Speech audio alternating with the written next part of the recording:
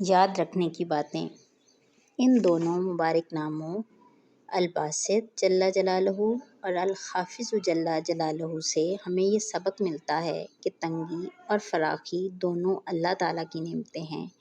آج کل رزق میں بے برکتی یا تنگی ہو تو لوگ کہہ دیتے ہیں کہ فلاں نے جادو کر دیا۔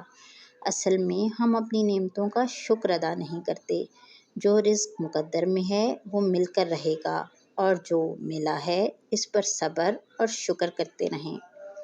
رزق میں فراخی کے لیے اللہ تعالیٰ سے دعا بھی مانگنی چاہیے کہ اے اللہ، آپ ہم پر اپنی برکتوں، اپنی رحمتوں، اپنے فضل اور اپنے دیے ہوئے رزق میں فراخی نصیب فرمائیے۔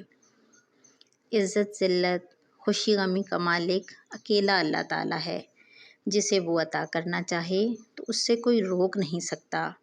اس بات پر ہم یقین رکھیں تو ہمارے دل سے دوسری مخلوق کا خوف نکل جائے گا، اور وہ جس سے روک لے تو کوئی اسے عطا نہیں کر سکتا۔ ہر حال میں اللہ تعالیٰ سے راضی رہیں، اور کبھی کسی دوسرے کی نعمت کو دیکھ کر شکایت کا حرف زبان پر نہ لائیں، بلکہ دل میں سوچ بھی نہ آنے دیں۔ یہ سوچیں کہ میرے لیے وہی بہتر ہے جس میں اللہ تعالیٰ نے میرے لیے بہتری رکھی ہے۔